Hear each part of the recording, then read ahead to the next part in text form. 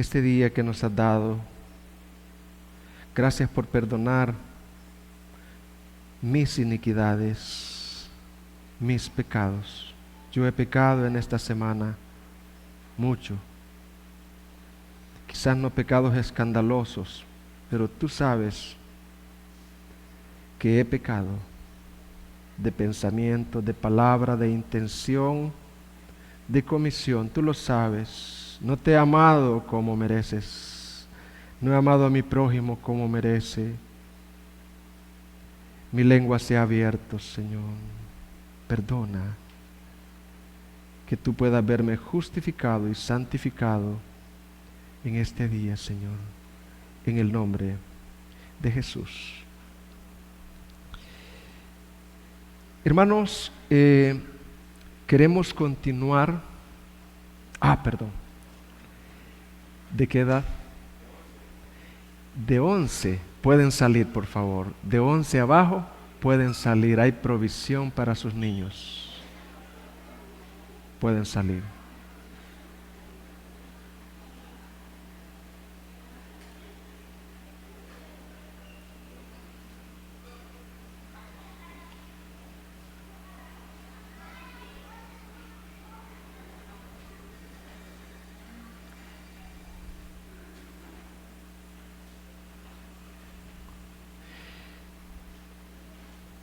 Iniciamos con la tercera prédica sobre la familia.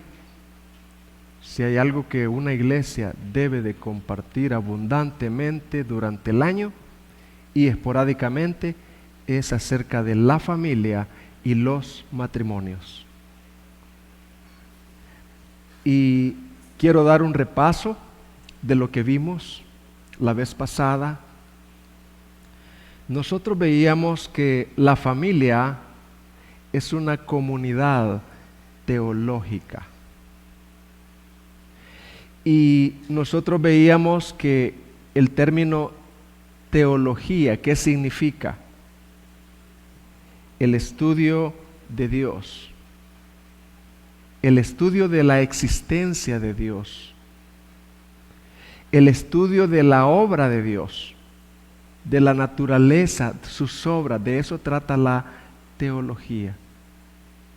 Y la familia debe de ser una comunidad teológica, donde se enseñe, se instruya acerca de Dios.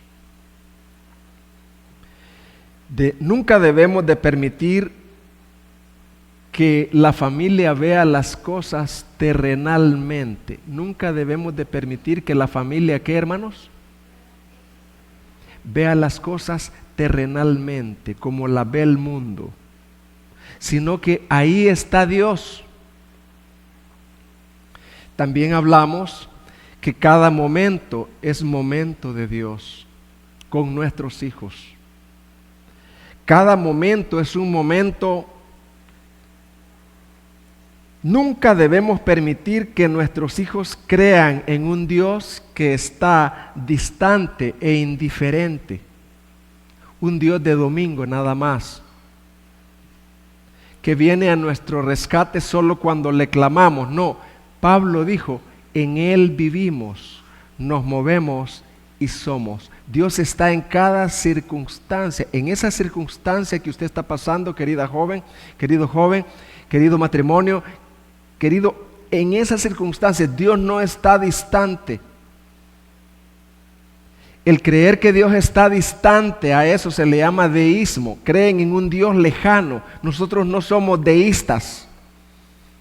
Nosotros somos cristianos. Creemos que un Dios se interesa por nuestras necesidades, aun por las que insignificantes, a tal grado que Cristo vino. Debemos de enseñar en la familia que hay un plan superior, que hay un plan, ¿qué, hermanos? Siempre debemos de enseñar en la familia eso,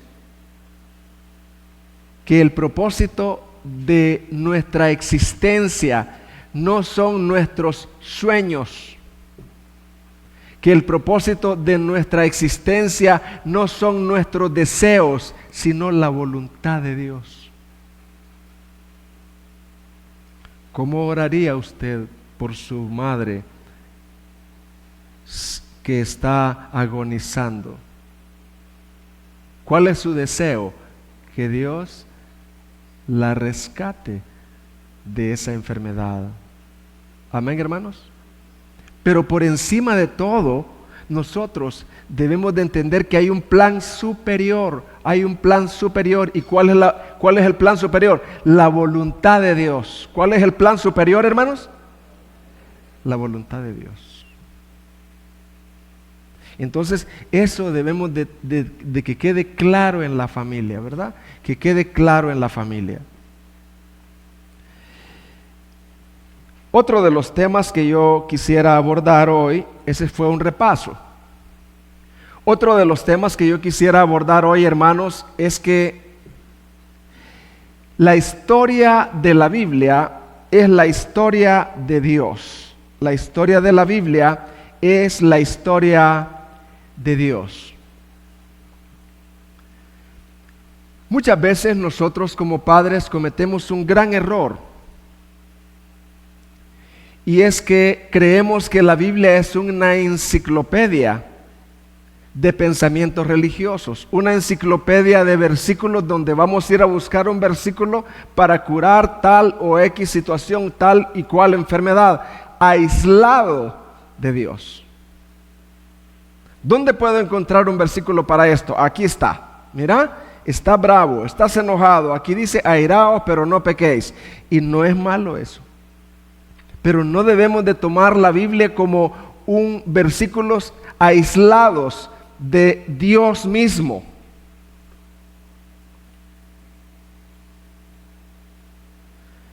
Este tipo de acercamiento a la Biblia le quita la vitalidad a la Biblia, le quita el carácter a la Biblia.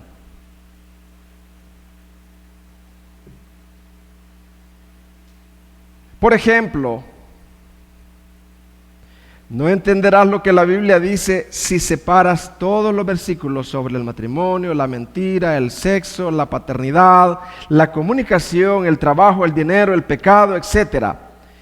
No puedes aislar versículos para dedicarte solo a eso y separar a Dios. No puedes. Tienes que ver a Dios en todo.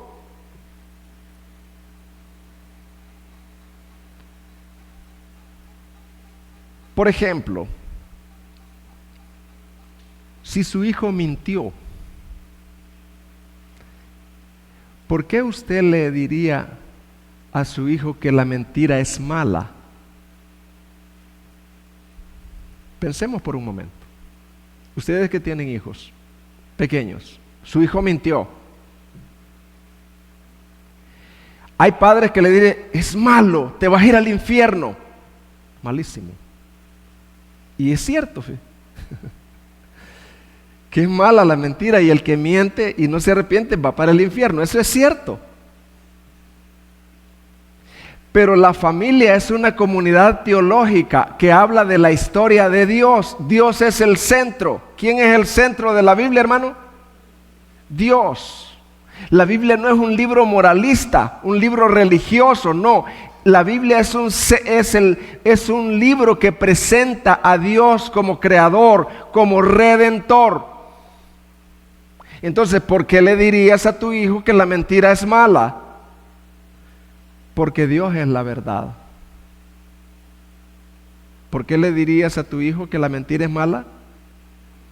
Porque Dios es la verdad.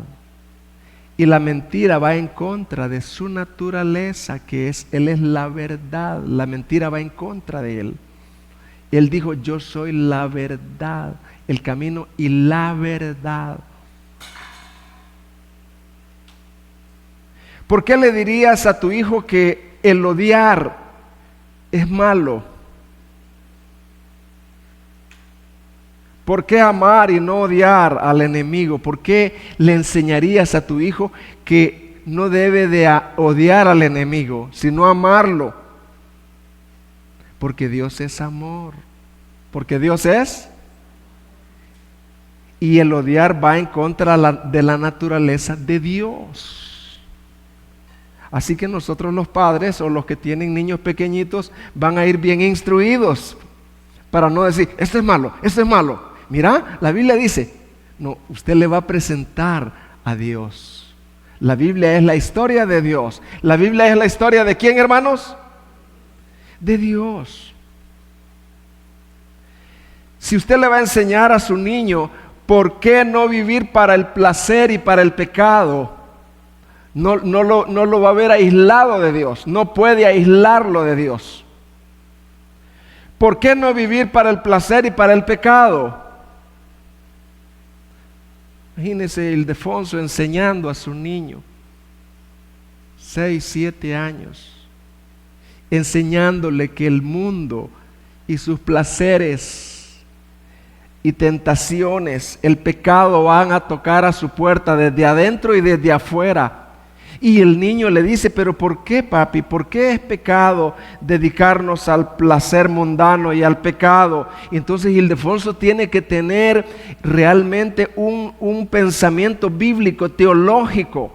Y le va a decir, porque Dios es santo. ¿Porque Dios qué? Porque la naturaleza de Dios es santa. Sí, hay placeres que le agradan a Él, pero son placeres que van en pos de la santidad, porque Dios es santo y Él nos diseñó para ser como Él, para no vivir para el pecado, sino para Él.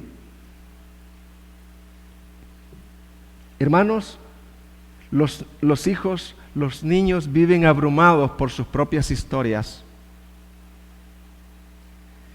Por eso tienden a vivir con mucha ansiedad, porque ellos ven el momento, no ven a Dios en todo eso. ¿Y cuál es nuestra tarea como padres? Sacarlos de su drama corto, sacarlos de su entorno terrenal. Nuestra tarea es enseñarles que ellos forman parte de una historia más grande. ¿Cuál es la historia más grande de la cual ellos forman parte? El gran propósito de Dios. ¿Cuál es la historia más grande de la cual ellos forman parte, hermanos? El gran propósito de Dios. Y es un propósito no temporal, sino eterno, por el cual vale la pena vivir, por lo cual vale la pena levantarse en la mañana, por lo cual vale la pena trabajar, por lo cual vale la pena perdonar, por lo cual vale la pena pedir perdón. Nuestros hijos necesitan ver su historia enclavada cada día en la historia de Dios. No necesitan ver que no están separados, sus vidas cotidianas no están separadas de Dios. Y esto les dará una razón para hacer lo correcto. Está de moda decir, nadie agradece. Por más que uno se mate en los trabajos, por más que uno haga, nadie agradece. Terminan echándolo. Pero no es así. Hay unos ojos que ven a los justos y a los malos y están atentos para recompensar a cada uno según sea su obra. Habrá un juicio final también de recompensas que nos espera. Los hijos tienen que ver eso a medida van creciendo para no ser absorbidos por la cosmovisión mundana. Hermanos, ¿me estoy dando a entender? Amén, dijo Salvador. También los demás, sí. Qué hermoso.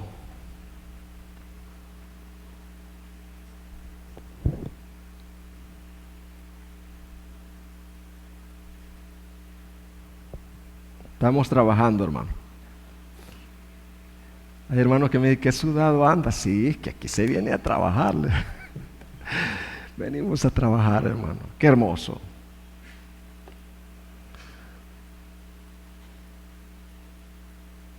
Esto es lo que nuestros hijos necesitan entender acerca de la vida.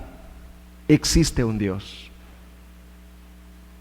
Él vive y está activo.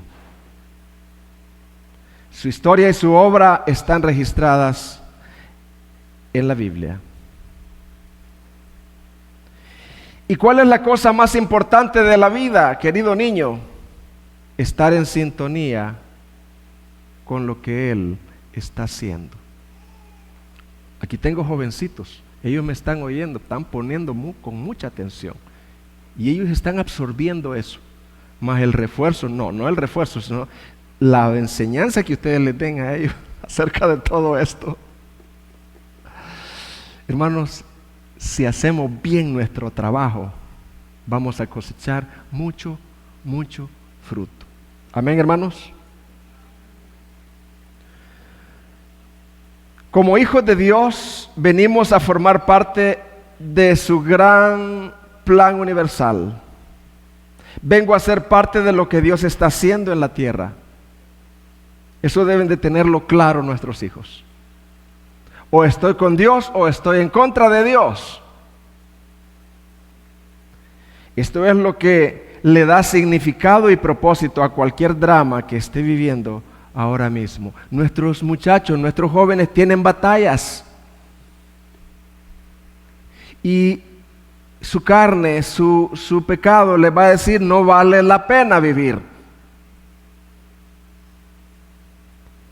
Te salió mal esto, te salió mal lo otro, mira, te salió mal esto y no vale la pena vivir. Ellos deben de tener una palabra que sí vale la pena vivir, porque hay un Dios que aún en medio de las aflicciones, aún en medio del sufrimiento, aún en medio cuando nos sale el tiro por la culata, en buen salvadoreño, ahí está Dios para animarlos, animarnos, darnos fuerza y decir, en todo esto yo tengo un plan.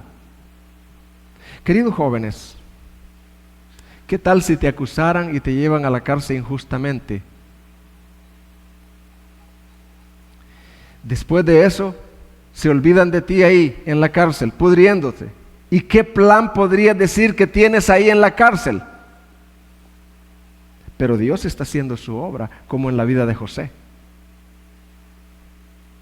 Sus hermanos lo vendieron como esclavo, lo odiaban, fue llevado a Egipto, prosperó por un tiempo, fue entregado por una injuria, una calumnia, y luego Dios recompensó.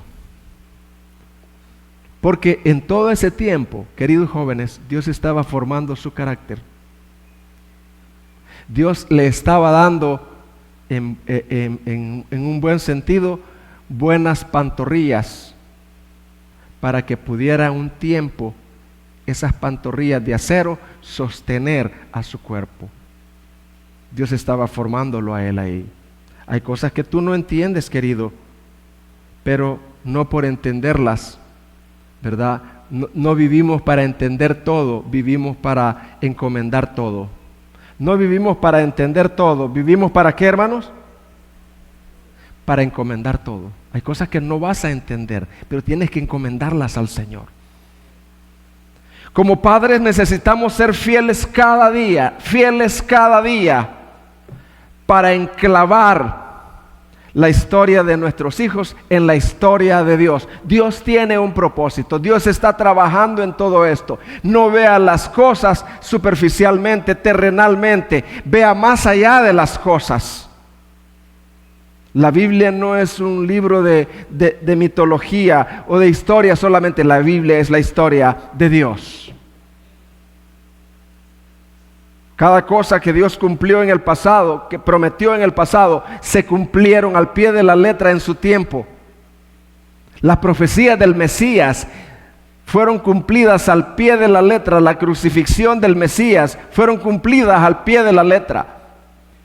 Y también se profetiza que el Mesías va a venir por segunda vez y eso se va a cumplir. Trueno y llueva. Tenemos que decirles a los jóvenes que la historia es la historia de Dios.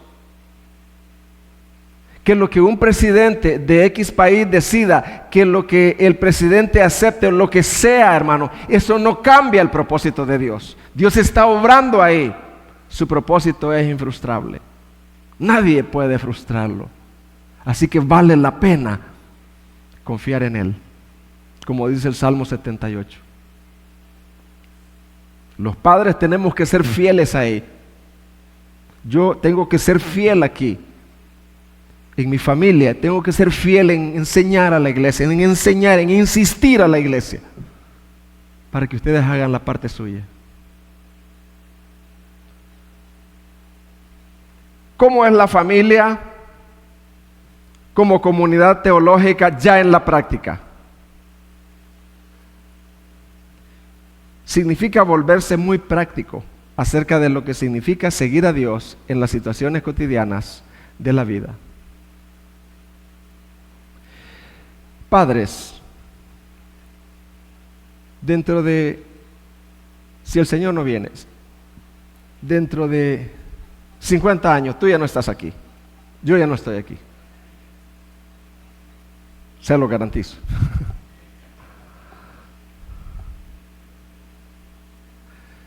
¿Por qué crees tú que vamos a ser recordados? ¿Qué es aquello por lo cual vamos a ser recordados nosotros? Porque todos vamos a ser olvidados. Así es.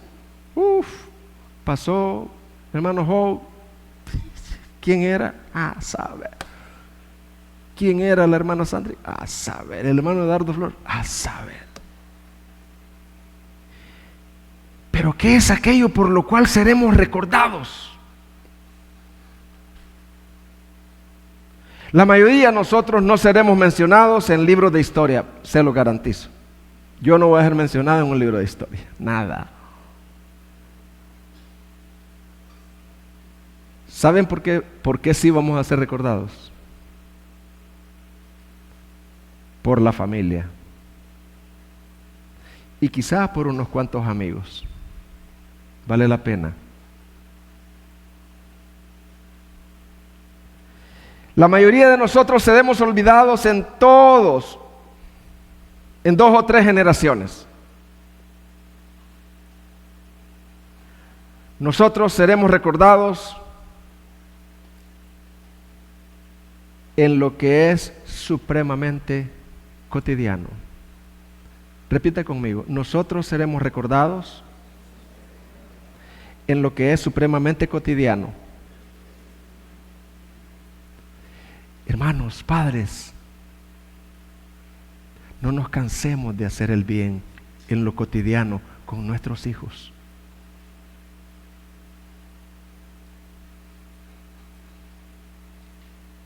Existimos en los baños, recámaras, salas y pasillos de la vida. Seremos recordados cuando atendiste a tu hijo que estaba en un problema, cuando te llamaron del colegio, cuando viniste, cuando viste sus notas, cuando te sentaste con él, cuando le dijiste, hijo, aplazamos. No aplazaste, aplazamos. Yo tengo una parte en todo esto, hijo, no estuve pendiente. Me desatendí de ti, perdóname. Hijo, no fui a tu juego de basquetbol, no fui. Por creer que las cosas cotidianas no valen la pena. Porque no fui a tu entrenamiento de karate, de judo, no fui, hijo, perdona. Las cosas cotidianas. Por eso vamos a ser recordados. Por haber estado ahí. Porque es ahí donde cuando vienes de noche cansado, o estás cansado, pero hay que tener el devocional. Me contaba un pastor que su padre también fue pastor. Su padre venía de cortar caña en la República Dominicana, cansado de cortar caña, hermano, sudado. Y así su padre los reunía y les decía: hijos, es el tiempo de la oración.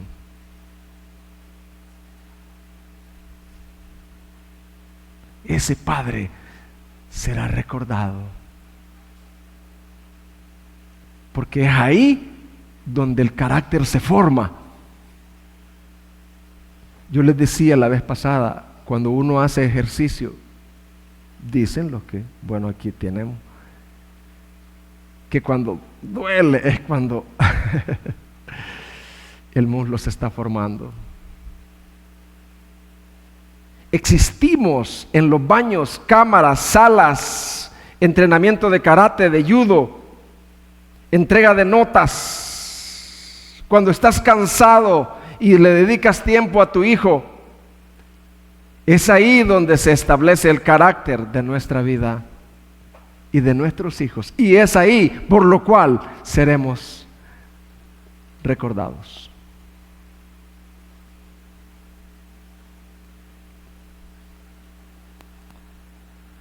Ahí es donde se vive la vida de fe. Ahí es donde se vive la vida de ¿qué, hermano? De fe. Otra vez mi hijo, otra vez mi hija. Ahí, eso es el ir otra vez, el rescatarlo otra vez. Porque eso es lo que Dios hace con nosotros. Una y otra y otra y otra nos perdona. No sé a cuántos de ustedes los ha rescatado. Se van, viene otra vez, lo rescata otra vez, se va y viene. Y ese es el carácter del Padre con el Hijo, hasta la muerte.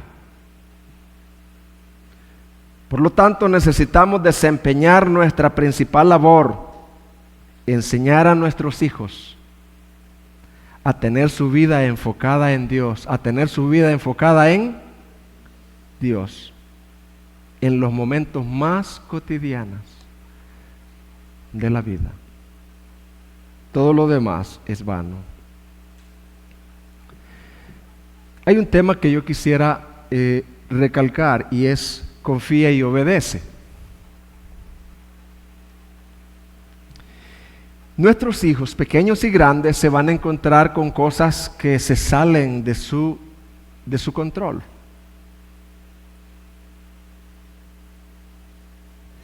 Nuestros hijos se ven limitados, y dice la palabra confías, le señala al hijo que el hecho de que él tiene límites. Hay cosas, no obstante, están fuera del control de él y debe encomendarlas a Dios. Debemos de enseñarle eso a nuestros hijos, que hay cosas en las cuales Dios nos manda a obedecer y tenemos que obedecerlo. Estudiar y sacar buenas notas, ese es el trabajo de ellos. Pero hay cosas que se salen del control de él, y es el sufrimiento que a veces se produce por medio de los otros compañeritos. Donde quiera va a haber eso. Donde quiera que hay ser humano, un ser humano le produce sufrimiento al otro. Yo le digo por mi maldad. Es que uno chiquito, yo me acuerdo, y ya estaba pensando en cómo hacerle daño al otro cipote. Hay un pastor que el chiquito, si es que él vigiaba al niño y ¡plas!, lo mordía. ¿Y quién controlaba eso, pues? Nadie podía controlar eso, las mordidas de los niños. Y es ahí donde nosotros debemos de enseñarles a nuestros hijos que hay cosas que sí son nuestra responsabilidad, la responsabilidad de ellos, pero hay cosas que hay que encomendarlas a Dios. Los hijos tienden a confundir estas áreas. Igualmente los adultos tratan de hacer cosas que son de la incumbencia de Dios. Hay cosas que los niños y nosotros, solo a Dios le incumbe, hermano.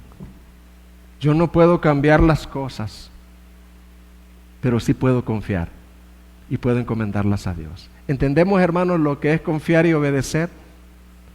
Hay cosas que Dios me manda a mí a hacer, es así, debo de obedecerlas.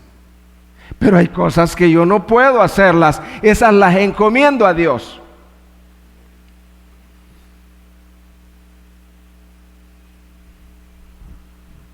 Un ejemplo, nuestros hijos ni nosotros podemos evitar que sus compañeros pequen de alguna manera contra ellos. Pero sí podemos aconsejarles que ellos se abstengan de pecar contra ellos. Es su responsabilidad no pecar contra ellos y encomendar el pecado de ellos contra Él.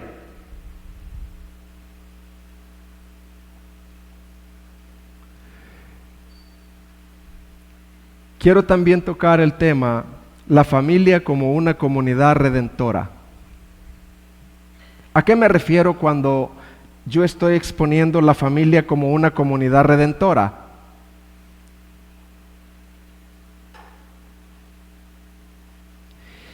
En la familia se van a dar desilusiones, pecados, quebrantamientos de la ley de Dios. En el grupo familiar se va a dar todo eso. No debemos de extrañarnos de eso. No debemos de anhelar eso. Pero no debemos de extrañarnos de eso. Y la familia debe de ser un lugar redentor. Es decir, aprovechar eso para presentar la gracia de Dios. Para presentar el amor de Dios. Para presentar el nuevo nacimiento.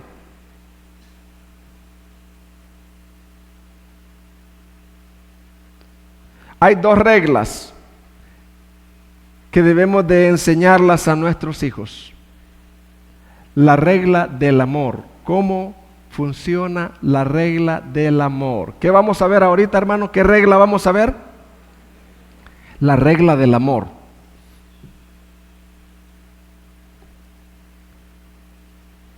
La regla del amor está basada en Mateo 7:12.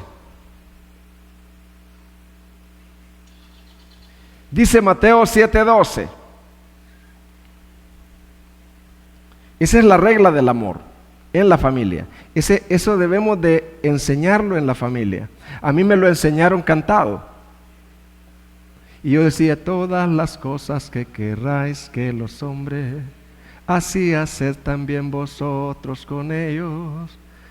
Todas las cosas que querráis que los hombres hagan con vosotros, así haced también vosotros con ellos. Y así me la enseñaron a mí.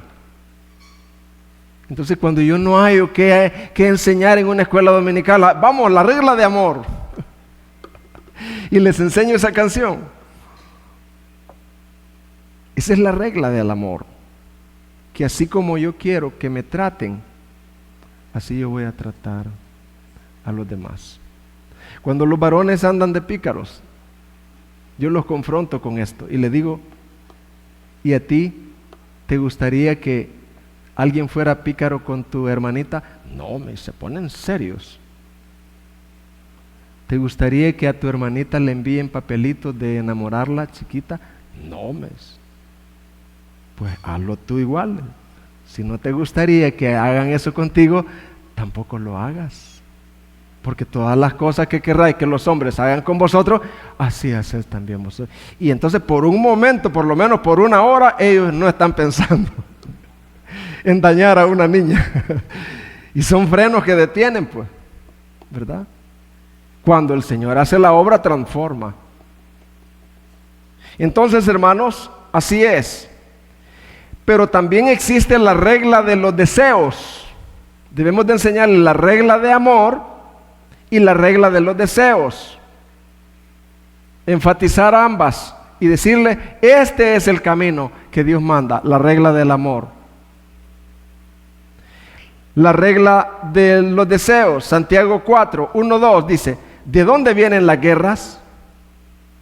De los pleitos entre vosotros, de los deseos. ¿No es de vuestras pasiones, las cuales combaten en vuestros miembros?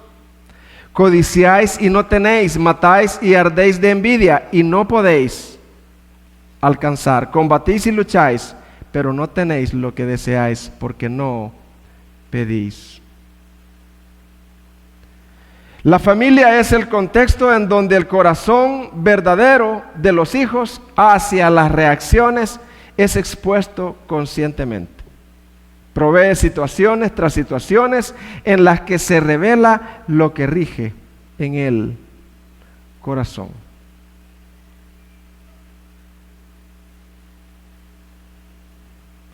Hermano, en la familia se dan tantas cosas que tenemos que aprovecharlas como oportunidades para enseñar las dos reglas. La regla del... ¿A dónde está esa regla? Mateo 7:12. Y la regla de los deseos, ¿a dónde está esa regla? Santiago 4. No olvidemos, en la familia se dan tantas oportunidades. Y a veces uno, pues, ¿verdad? Y todos cometemos ese, no error, sino horror. Ay, ya este niño ya me tiene hasta aquí. ¿Qué hago? Ahí están las dos reglas. Las peleas por quién se tomó la leche. Y la leche que estaba aquí, y toda te la tomaste. Y ahí hay agua. ¿Quién se comió las frutas? La risa humillante, sarcástica, burlona. La pelea por quién lavará los trastes, los platos.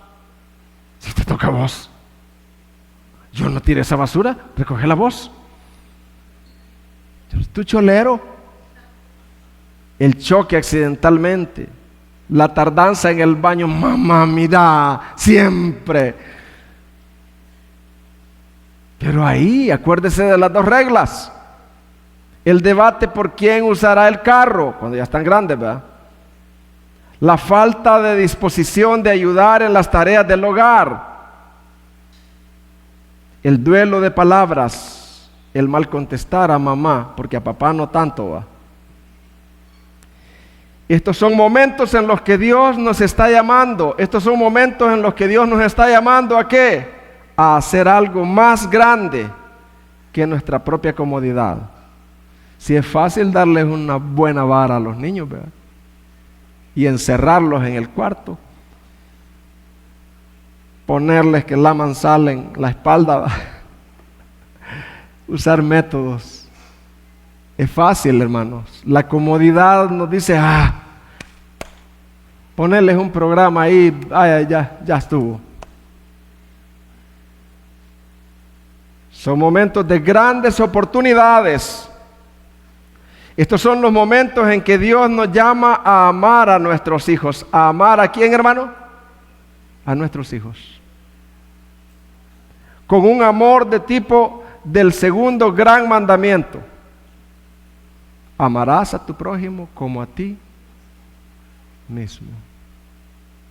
La misma naturaleza nos enseña. Si usted se hiere la mano, ¿qué va a hacer usted? ¿Olvidarse de esa mano? No, usted va a buscar las maneras, ¿verdad? ¿Cómo restaurar esa mano? ¿Verdad? ¿Cómo, si hay alcohol ahí, soplar ahí y poner una curita? Eso es lo que uno hace, ¿verdad? Miguel dice, no es así, dice.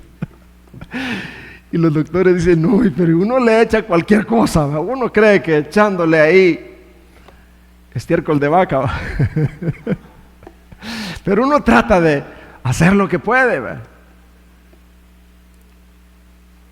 Pues así, de esa manera como uno se ama a uno mismo. Pero eso solo lo puede hacer la gracia de Dios. Amén, hermanos. Porque uno es un impío en todas esas cosas, hermano, muchas veces. Como dice Paul Watcher, dice, en la crianza de los hijos, dice, somos cristianos en algunas cosas, dice, pero en la crianza de los hijos somos paganos, dice. Somos paganos, dice, nosotros vivimos y actuamos y criamos y educamos como los demás del mundo, no hay diferencia. Ahí están los gritos como señales. Ahí están los golpes, ahí está la ira desenfrenada. Pero hay gracia suficiente.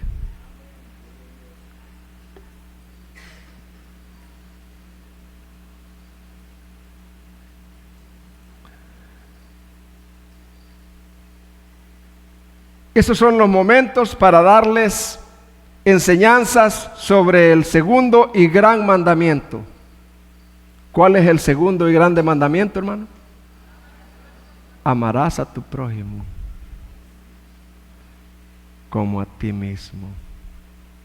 Amar es soportar. Amar es sufrir el agravio. Amar es perdonar. Amar es quedarse callado y encomendar a Dios.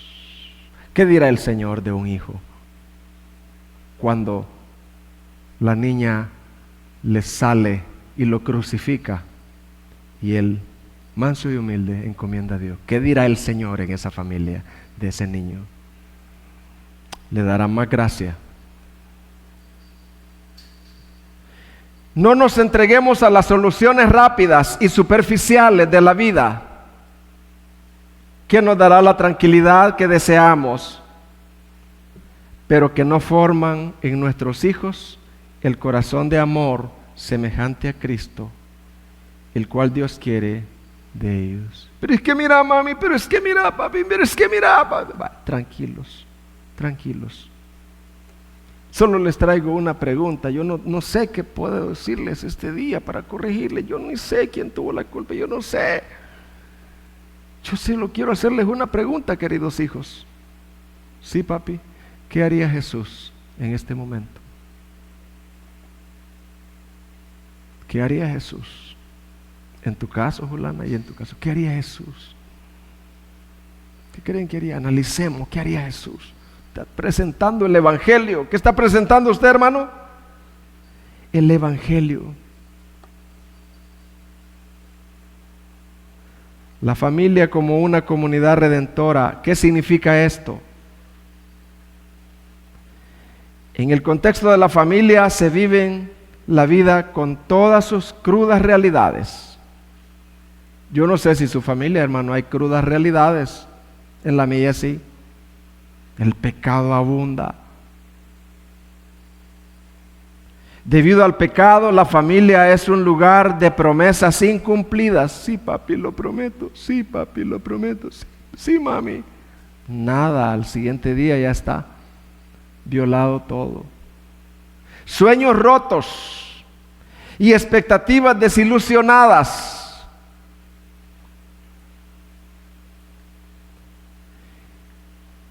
El novio que parecía ser tan sensible, inocente y atento, se convierte en el esposo distante y apático y duro de corazón. Violador de Colosenses 3:12, ¿es verdad, amor? O 3:20. Colosenses. Violador de Colosenses 3:12. La novia que parecía tan alegre, dulce, feliz, se vuelve la esposa amargada y descontenta. Hermanos, es que hay que ser reales. Ustedes ven a las hermanas tan lindas, tan amables. Y los hermanos somos tan príncipes aquí. Pero hermano, cuando ese remanente de pecado sale, yo sé quién es usted porque sé quién soy yo. Y si no fuera por la gracia de Dios, uno viviría desenfrenado, desenfrenado. Esa es la familia, hermano. El niño que parecía tan dulce, que tan dulces los niños que están aquí, mire, tan dulce, educado, sensible, caballeroso, se vuelve rebelde. Ay, no lo va a hacer, no lo hago. Y distante, la pareja que juró que nunca repetiría la falla de sus padres, se da cuenta que están diciendo y haciendo las mismas cosas que repudiaron. Necesitamos afrontar el hecho de que las crudas realidades de la caída son retratadas en la vida diaria familiar. Necesitamos entender que la familia nos hemos casado con una persona caída, con una persona pecadora. Admitir humildemente esto nos abre a una de las funciones más maravillosas de la familia cristiana, que es Cuando con humildad enfrentamos la realidad de nuestra pecaminosidad, es cuando comenzamos a buscar y atesorar las riquezas de la gracia del Señor Jesucristo. El escritor Paul Tripp, él es tan sincero cuando escribe.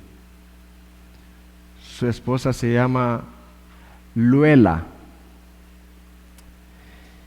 Dice que él llegó a tal grado de ser tan insensible a su propio pecado, a creerse, dice. Y un día le dijo a su esposa, porque su esposa le decía, mira, pero mira como esposo. Mirá, le dijo él. El 95% de las hermanas de la iglesia estarían dispuestas a casarse conmigo, le dijo. Pero yo soy el 5, le dijo ella. Yo pertenezco al 5, yo no me gustaría seguir casada contigo, porque el que vivía con él. A medida que enfrentamos nuestra necesidad como pecadores, la familia comienza a ser una comunidad verdaderamente redentora. Cuando enfrentamos estas luchas, estas batallas, y entonces, hermanos, también nos damos cuenta de la gran necesidad de la redención de Jesucristo. ¿De la gran necesidad de qué, hermano? Que somos personas caídas, donde los temas de la gracia, el perdón, la liberación del pecado, la reconciliación, la vida nueva en Cristo, la esperanza, se convierte en los temas centrales de la vida familiar. Y dice Paul Tripp, ese hombre bigotudo que está ahí, dice el hermano, mientras escribía un capítulo de este libro, dice él, experimenté los temas de mi propio pecado, patrones de irritabilidad. ¿Patrones de qué, hermano? Irritabilidad y comunicación áspera hacia mi hija adolescente. Cuando Dios revela el pecado, en una familia, y hasta ahí vamos a llegar, solo existen 2 reacciones para el cristiano, solo 2 reacciones. Una es generar algún tipo de sistema de autojustificación, si somos sinceros, o bueno, quizás yo, amor, cuando tú me decís algo, mira, Job, tal y tal y cosa, ¿qué es lo que normalmente yo hago? Me justifico, yo sé, y yo reconozco eso. Pero sí, pero es que mira, la autojustificación, para hacer que nuestros deseos y conductas equivocadas sean aceptables para nuestra propia conciencia. Pero hay otro camino, y es el camino que yo anhelo y lucho.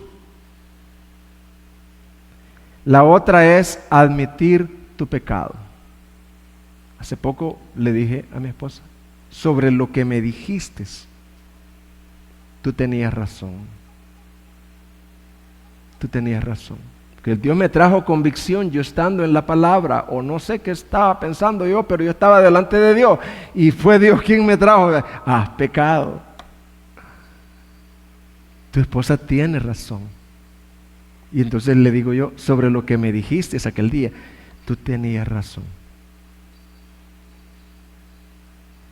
La otra es admitir tu pecado, confesarlo a Dios y al hombre, y colocarte de nuevo debajo de la gracia justificadora de Cristo. Hermanos, la familia es un lugar redentor. ¿Qué es la familia, hermano? Un lugar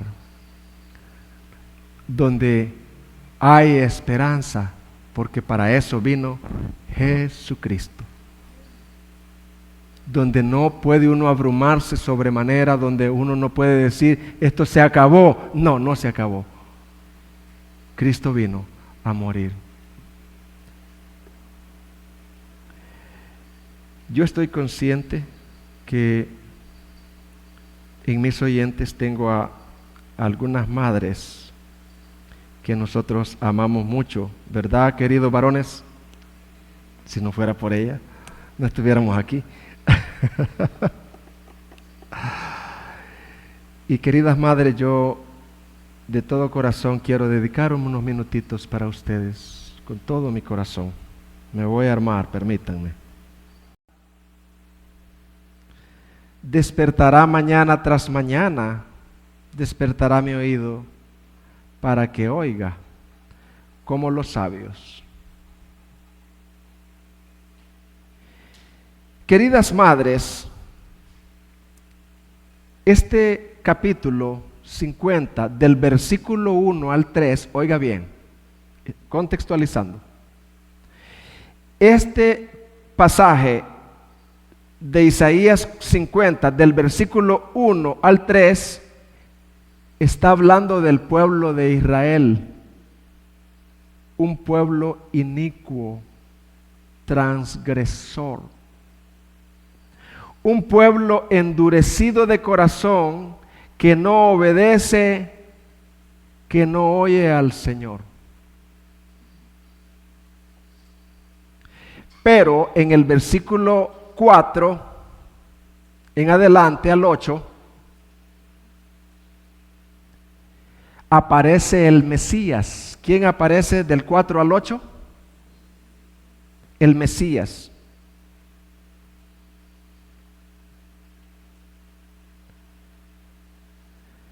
El siervo de Jehová que oye y obedece los mandamientos de Jehová para cumplir el propósito para el cual fue enviado, a diferencia de Israel, endurecido y desobediente.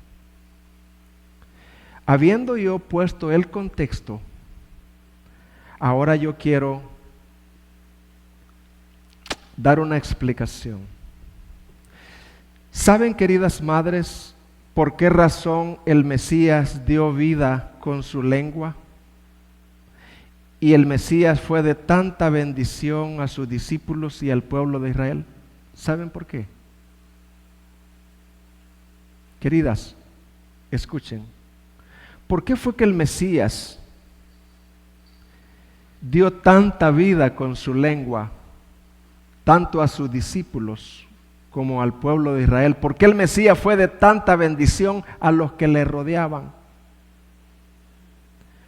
Porque el Mesías tenía un oído de sabio.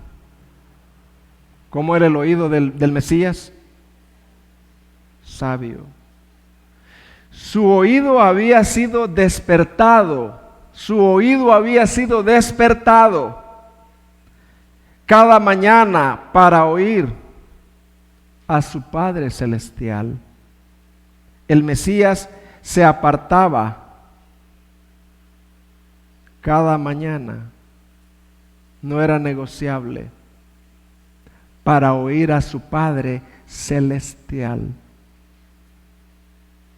Por esa razón él tenía lengua de sabio. ¿Por qué el Mesías, queridas, tenía lengua de sabio? Porque él había sido despertado para pasar tiempo con su Padre y oír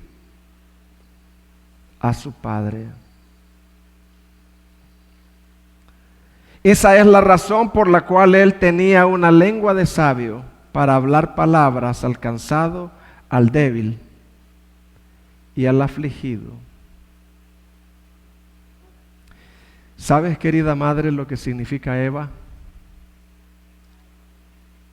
Sí, Eva en el original significa madre de lo viviente, pero también significa dadora de vida. ¿Qué significa Eva? Dadora de vida. Tal cual Eva Dios te ha diseñado a ti, querida, para que tu lengua sea una lengua sabia. ¿Para qué les ha diseñado a ustedes, queridas madres? Para que tengas una lengua sabia, una lengua que dé vida al que está cansado, al débil, a que ha pecado alrededor tuyo. Querida madre, tú tienes el privilegio de ser querida y, si somos sinceros, la más amada, la más querida por sus hijos, la más buscada. Tú tienes ese privilegio.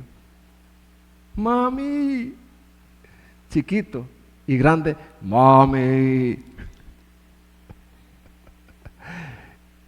Y cuando ya estén de barba blanca, mami, mamá, quería tu consejo. Tú tienes el privilegio, querida. Yo, sinceramente, cuando eso pasa, que mis hijos, que la llama, que ella, yo digo, gloria a Dios. Porque Dios obró en mí. ¿Y por qué no a mí? No, yo digo, gloria al Señor. Dale gracias a mi esposa. Mira, mami, fíjate que, mira, mami. Wow. Ellos te siguen, querida.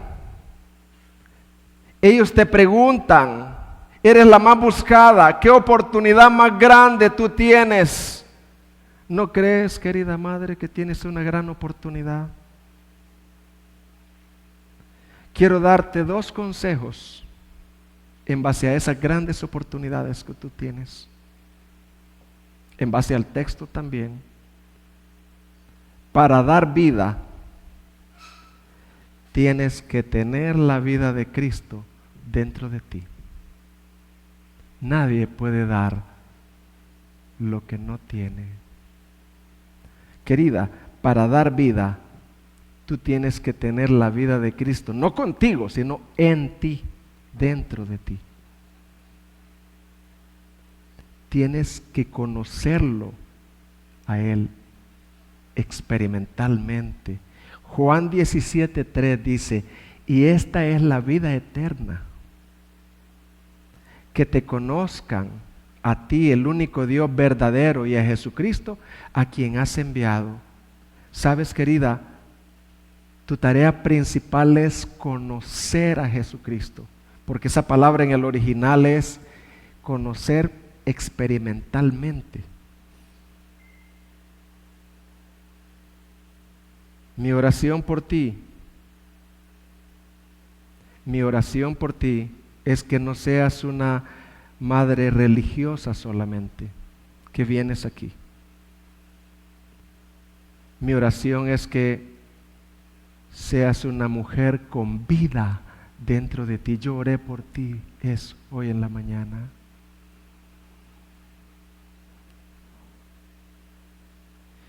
Segundo consejo,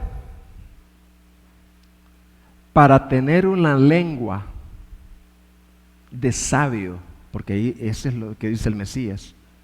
Para tener una lengua de sabio tienes que haber sido despertada, el milagro de ser despertada, para oír al Señor cada mañana, a través de su palabra, para que seas un pozo lleno de agua, para que seas un pozo ¿qué? No un pozo vacío lleno de tanta cosa que el mundo te ofrece llenarse hoy. Ni voy a mencionarlo porque ustedes ya saben. Un pozo lleno de agua, que oigas al Señor diariamente para que seas un pozo lleno de agua, lleno de proverbios, lleno de Pentateuco, lleno de epístolas, lleno de los evangelios, lleno de Proverbios 31, lleno de los salmos. ¡Wow! ¡Qué mujer tan llena! ¡Qué mujer tan sabia! Para cada situación tiene una palabra, tiene un consejo basado en la palabra. queridas, lleno de agua, para que cuando llegue tu hijo, bueno, principalmente tu esposo que esté cansado, tú tengas palabras. No palabras de espada, porque eso es bien fácil. Palabras al cansado. Si le vas a hablar del nuevo nacimiento a tu esposo, pero también darle esperanza y decirle, ese es un milagro que solo Dios puede hacerlo. Palabras cuando tu hijo esté débil, queriendo hacer lo que los demás hacen, queriendo tomar decisiones que lo llevarán a una vida de desgracia y de miseria. Palabras al cansado,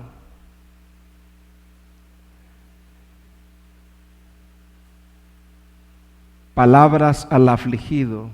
Es mi oración, querida, que Dios te despierte para que seas como Jesús. Esa es mi oración. Querida, es mi oración que tú seas como Jesús. Una vida de prioridades. ¿Cómo era Jesús? Marcos 1:35 dice, levantándose muy de mañana, siendo aún muy oscuro. Y miren el énfasis, muy oscuro, muy de mañana. Salió y se fue a un lugar desierto y allí oraba. ¡Wow! Yo no te deseo felicidades en este día solamente, te deseo esto, eso. Porque es lo que verdaderamente va a traer la felicidad eterna, verdadera. Queridos, oremos por nuestras madres y por nuestras mujeres. Inclinemos el rostro, por favor. Señor, gracias, muchas gracias. Quiero orar con todo el corazón, con todo mi corazón. Mira todas las madres que han venido hoy. Míralas, Señor. Qué oportunidad, Señor, ellas tienen para pedir una lengua de sabio, para pedir que su oído sea despertado, para oír mañana tras mañana la voz de nuestro Padre Celestial. Señor, en el nombre de Jesús. Señor, en el nombre de Jesús, que hoy en este día puedan irse con esa palabra dentro de sus corazones, que seamos imitadores de ese Mesías, quien hizo la diferencia en medio de un pueblo tan perverso. Que estas madres que han venido hoy hagan la diferencia en medio de madres tan perversas, Señor. Que ellas puedan hacer la diferencia, Señor, pasando tiempo contigo, para que en su momento ellas puedan dar palabras al cansado, en el nombre de Jesús. Amén y amén.